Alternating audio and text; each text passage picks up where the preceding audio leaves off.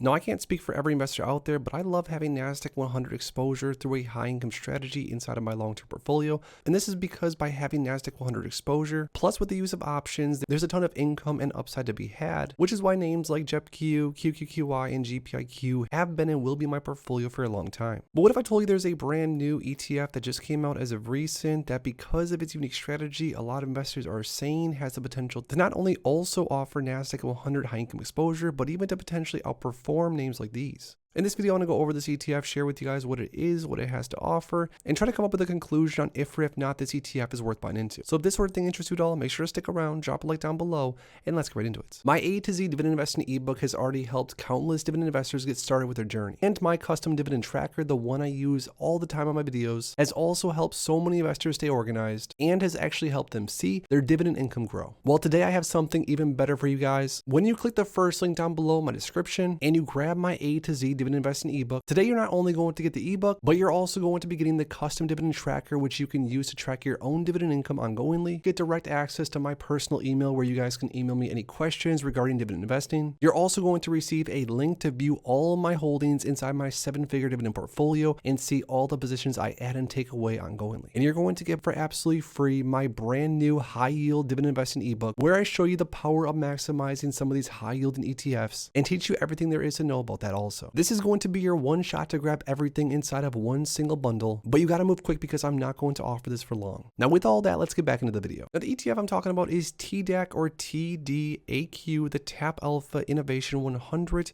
Growth and Daily Income ETF, which just literally started trading a few days ago. So keep in mind, this video is not going to have all that much performance information yet, but we'll definitely circle back on this one in the future. Now, learning just a little bit about this ETF, I promise you it offers at least a lot of things you guys are going to be interested in too, so definitely stick around. So digging right into this ETF, it says TDAQ ETF, a fintech powered growth and income ETF designed to capture the growth potential of the Qs with an optimized daily cover call 0 DTE strategy. It then says why invest in this ETF. Benchmark participation aims to participate in tech industry growth via the Qs.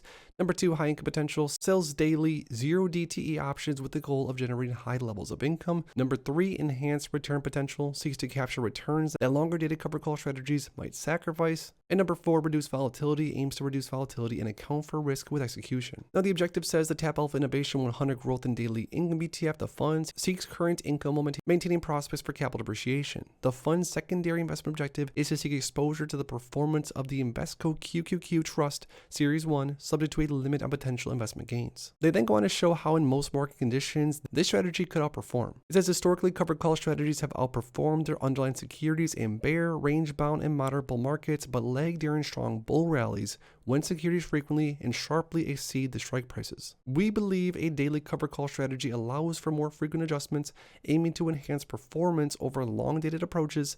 Our use of technology streamlines the selection of daily options, simplifying a complex, time-consuming process and enhancing risk management. So I will say the good thing and the bad thing about short duration options. The good thing is there is a lot more flexibility and a lot more premium to be had in some market circumstances. The bad part is it's very labor intensive and time intensive. Trust me, as someone that sells options across my portfolio, it does take a lot of time and energy. So the fact that this ETF is going to offer you this strategy all inside sort of one product is definitely something worth looking into. Now, learning a little bit more about TDAQ, it says the fintech powered ETF designed to capture technology, industry performance, and daily potential income generation. Fintech power refers to the use of advanced financial technologies to enhance, enable, and deliver our financial products and services. Tech-enabled services and businesses use tech to improve efficiency and innovation.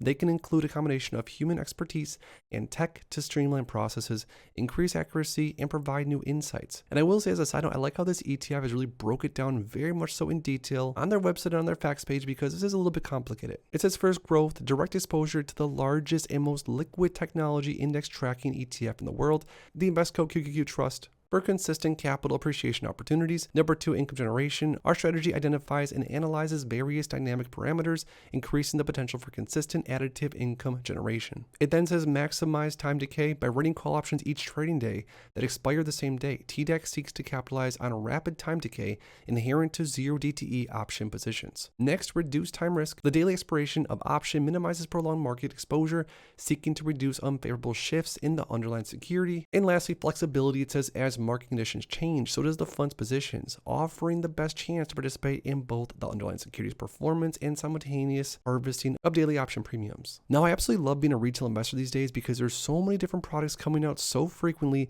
that seem to be getting just better and better. I mean, back in the day, we had QYLD, which was sort of an innovative covered call strategy that offered exposure to the Nadaq-100, but QYLD sort of has a set it and forget it approach, an option overlay a month out, and sort of whatever happens, happens. Where these new ETFs that are very much so actively managed, it really feels like you have a team of traders behind you that are consistently updating the fund depending on what happens in the market on a daily basis. Now, as far as the performance of this ETF so far, it's literally been trading for just a few weeks. The ETF on the max time frame is up a little bit since inception, but again, the ETF is so new we don't have all that much data to go off of. Now, as far as the distribution rate for TDAQ, obviously as of right now, there's no distribution because it just started trading. But if we look at TDAQ's brother or sister, T-SPY, which offers the same strategy more or less, but offers you S&P 500 exposure, this one has a 14.35% distribution rate. So if I were to guess on what TDAQ's distribution rate would be, I'd probably guess a 16 to maybe 18% distribution rate. But of course, I don't know if that's going to be accurate whatsoever. It could be much lower or much higher. I do sort of wish that inside the fund's fact sheet, they had maybe more of a targeted